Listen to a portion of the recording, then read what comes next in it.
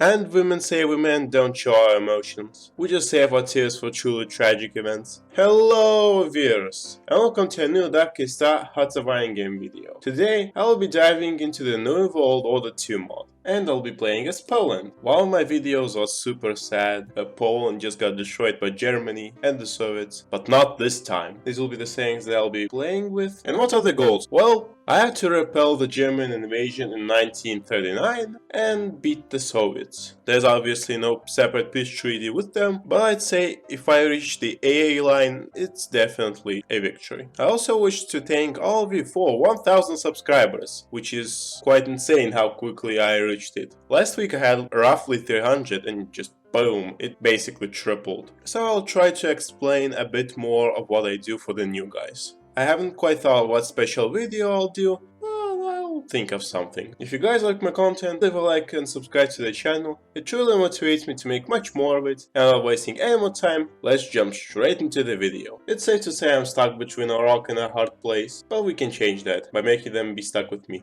Alright, from the get-go, I'm going towards Hot Lobby, because it decreases your production time, cost, and makes the descent easier to go away.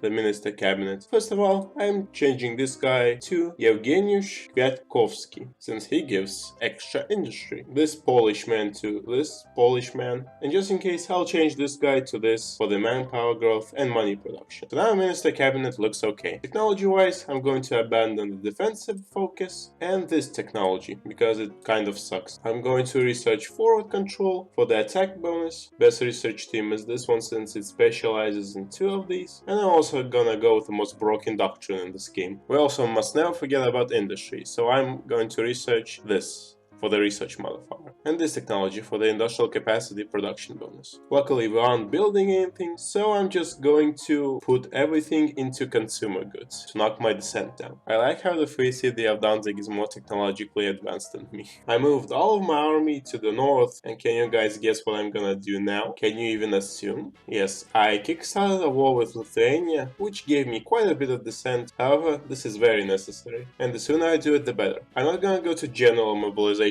quite yet, since it increases powers and activity in my provinces, so I'm using partial. After declaring war on Mr. Smetona over here, Estonia declared war upon me, which drags Latvia into this little mess, which means that I'm getting a 3 for 1. Lithuania is obviously a walk in the park, so much so that you don't even need to organize your army at all, and there goes Latvia as well. To make things a bit better, I can enact war propaganda, which costs a bit of money, but removes the descent. I have beaten Estonia and gained a lot of victory points, however, I'm not going to annex them to get wartime benefits, which are insane manpower growth and less consumer good requirements. Alright, after some time has passed, we can enact general mobilization. Alright, all my descent is practically gone, and I can start building the units that will allow me to win this. And that's militia. Yeah, you heard me right. I'm gonna perform militia spam. And with the next political slider change, I'm going towards Haklabe again. Alright, we're going to be placing these militia divisions into one army group on every province that Germany is gonna attack me from. And if any province doesn't have regular units, I'm going to upgrade these militias into infantry, which will require quite a bit of clicking. So far so good, our country is pretty thick and we have 85 divisions at the moment, and it's only the start of 1936. I've also been building 2 industrial capacities just to keep up with the supply production that's needed for the army, since I don't want to pull a Stalin and starve them. Yeah, I think the new government is okay, it's less democratic after all. And for the final policy change, I'm going to go towards free market, so that the units that I switched can upgrade to infantry quicker. So the war in China has kicked off, can't really be bothered to do anything about it. Oh well, Japan's doing very well against China, you may think. They're hardcore to stop eventually, so they just never win this. I'm pretty confident that I can beat the Germans back quite easily, but I'm going to wait until 39 to have a bit more of a challenge. I have to hand it to the Estonians. They still keep trying to peace out with me. Germany has annexed Austria, which makes them a bit stronger, but it's still nothing compared to Polska. Alright, after building the militias, I started constructing infrastructure on bordering provinces with Germany, since effective supply efficiency gives a little bit of an attack and defensive boost. bases. I'm also gonna build a few HQs. HQs make it so that you don't suffer such an overcommand limit penalty when attacking. So that means that my attacks will be much more effective against the Germans. And the Nationalists have won the Civil War. So what else is new? Technically we can end the war already with Estonia and demobilize. I'm gonna end partial mobilization. The main reason behind demobilizing was the fact that my army was eating all of my supplies. And there go the Czechs. I'm about to do a pro-gamer move and release Lithuania. Oh yeah, sure buddy, you're definitely going to defend me. And the next step is banning them from the alliance. Why? Well, it makes my front with Germany much smaller. So instead of defending Alytus, Šiauliai and Klaipėda, I just have to defend here. Plus, I don't think World War II is gonna fire if Germany doesn't get their meme land. I'm guessing Germany is a bit afraid of invading me at the moment. And I don't blame them, I do have a sizable army.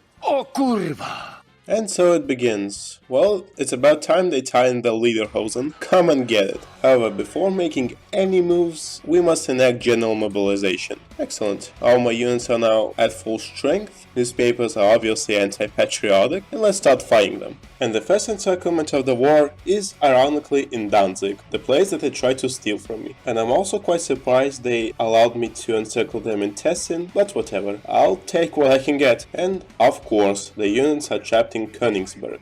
After I destroy them, Germany should be a cakewalk. They're not particularly strong at the start of the war, which helped me quite a bit, and while we're at it, we might as well add Slovakia to our collection. Oops, I did not see them attacking me here in Poznan. Well, whatever, it's not like it's gonna make a difference. To my surprise, they got more soldiers after I encircled Königsberg. It's time for phase 2 of my operation. Alright, phase 2 has worked. I threw all of my troops that I used to take this part of Prussia on Stettin and encircled them here. So it's now time to mop this up and prepare for phase 3. Oh, this is so disgusting. I'm attacking the Germans with almost 160 divisions. And phase 3 has been completed. What did I do? Well, I encircled Berlin. This means that all of the units are out of supply and they can't reinforce them anymore. So that means that Germany is finished. Oh, how cute. They're trying to break out of Berlin. I can't let them have that, you know.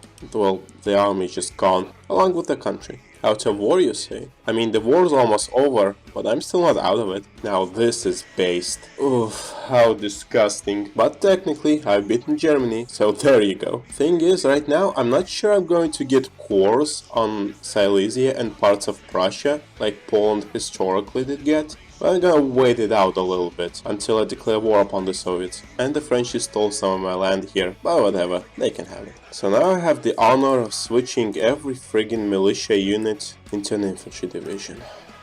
This is gonna take a while. Oh my, I did get them as core provinces. That will help a lot. Oh, and this still happens. Well, I'm curious to see how they'll do. I mean, this is Italy we're talking about. Well, this is a bit unexpected. I'm also going to end partial mobilization. Oh my gosh, Italy is losing to Greece, and they're also out of resources.